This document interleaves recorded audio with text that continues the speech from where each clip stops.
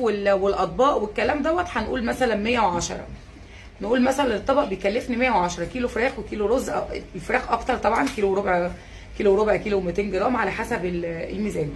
المهم الفكره ان احنا نستر البيوت على قد ما نقدر. احنا في كرب رهيب، في كرب فظيع، واللي مش هيساعد غيره ربنا مش هيساعده، واللي مش هيقف جنب الغلابه ربنا مش هيقف جنبه. الفكره انك لما يا سلام اما تاكل اسره حاجه نفسها فيها. انا بقالي 3 سنين ما بجيبش لحمه خالص، ولو جبتها لو جبت لحمه بجيبها مستورده عشان الفلوس، لان ما فيش. انا بقالي اسبوع جايه من العمره. دايما البدايه بعد الراحه بتبقى تقيله شويه، فانا تعبت. الاطعام ده متعب جدا جدا. فبفضل يا جماعه يلا يلا، زنيت عليهم. ربنا كرمني ب 60 كيلو رز بحوالي 1500. ربنا كرمني ب 25 طبق فراخ. لسه محتاجه اكمل حتى ال 60. يعني انا لما بقول يا بدايه بعمل 60 اسره مش 25 خالص. فالفراخ دي هجمدها واحطها في الفريزر. هغلفها دلوقتي هوريكم وانا بعبي، واحطها في الفريزر لحد ما ربنا يكرم ببقيه ال 60. وعايزين نكمل ال 115 حاله اللي احنا مسؤولين عنهم بفضل الله وكرم. وجه فلوس طلعتها، كانت في زكاه وكان في صدقه طلعت. الناس اللي محتاجه علاج لسه شغاله على العلاج، لسه شغاله على البامبرز، لسه محتاجين بامبرز، محتاجين حاجات كتير قوي اقسم بالله. تعالوا نفكر في الاطعام. عايز رزق، اطعم الناس. عايز صحه، اطعم الناس. عايز رزق وفير، اطعم الناس، اطعم المساكين. عايز اي حاجه اطعموا الناس. بجد الناس بتلف على اللقمه. واحنا دلوقتي اللي بيقبض 100 جنيه يا دوبك على قد الفطار، اقسم بالله يا دوبك على قد الفطار. ومش هياكل حاجه عدله، هياكل جبنه وفول مش وعلى العيش. الناس اللي هي بتاخد 100 جنيه في اليوم مش من حقهم يعيوا، مش من حقهم يعيشوا رفاهيه، مش من حق صاحب البيت يجيب لاولاده جيلاتايه بسبب ال 100 جنيه. فالهمه بالله عليكم، اقسم بالله الناس عماله تكلمني بيقولوا لي كلام صعب جدا، ورجاله يعني رجاله حالات بيقولوا لي كلام صعب جدا بسبب ان هم مش عارفين يستروا بيوتهم. الرجاله دايما بتبقى حد قوي كده، حد ما ينفعش يبقى يقول لحد ان انا ظروفي وحشه. الرجاله دلوقتي بقت تقول احنا مش عارفين نعيش، مش عارفين نكمل، ربنا ما يفضحنا قدام ولادنا.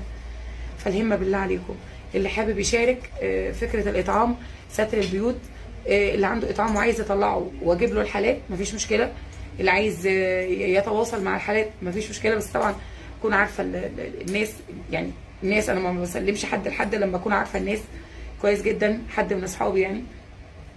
المهم فكره الاطعام، الطبق بيكلفني حوالي 105 110.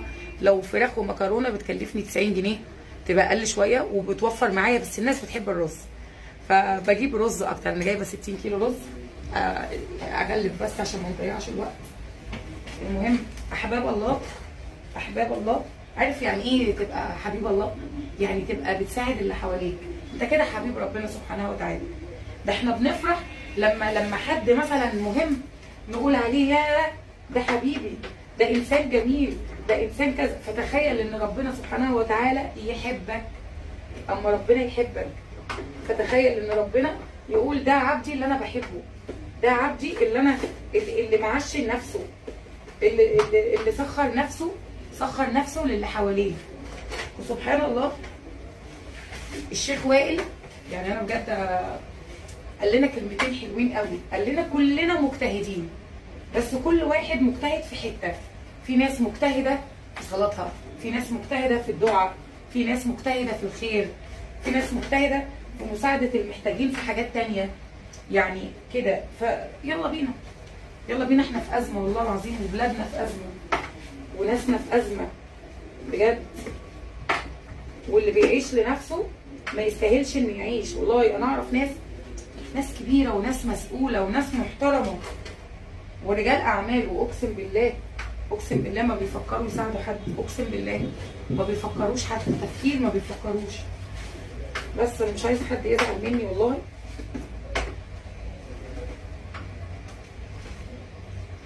بس فكره الاطعام حلوه قوي. انا مش هقدر اطلع الاطعام ده 25 اسره الحالات اللي بتتفرج عليا، مش هقدر اطلع الاطعام. في ناس حبايب قلبي هم بيشوفوني على طول، متابعيني على التيك توك، مش هقدر اطلع الاطعام لحد ما اكمل ال60 اسره. فالهمه بقى اهل الخير، الهمه.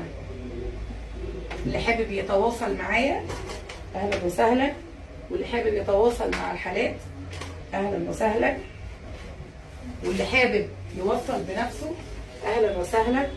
المهم ان احنا ما نوقفش الخير، هي دي اهم حاجه عندي وعندك، وما نوقفوش الخير.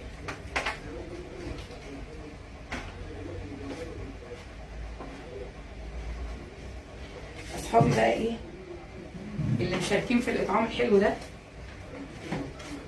جزاكم الله خير الجزاء.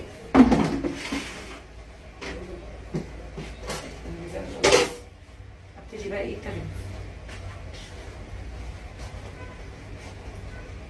كل الناس اللي شاركت في الاطعام جزاكم الله خير الجزاء، جزاكم الله خير الجزاء. يا رب يستخدمنا ولا يستبدلنا، ونفضل طول العمر ان شاء الله في الخير وللخير. ويا رب يا رب كده يرزقنا رزقا وفيرا بالصحه والعافيه، ويرزقنا المتبرع اللي يشيل الحالات كلها عشان تعبت، اقسم بالله تعبت. اوريكم الاطعام. انا لسه ما عدتش كام طبق اهو، هبتدي اغلف اهو دول كمان، هبتدي اغلف. هو ده الاطعام. فالله اكبر، اللهم بارك، ربنا يا رب يزيد. وكل اللي شاركوا بالبسيط وبالكتير جزاكم الله خير. عايزه بكره اكمل عشان اطلع الاطعام. مش هطلع الاطعام الا لما يبقوا 60 حاله، 60 اسره، وبعد ال60 اسره نكمل الحالات اللي بعدهم. يلا السلام عليكم.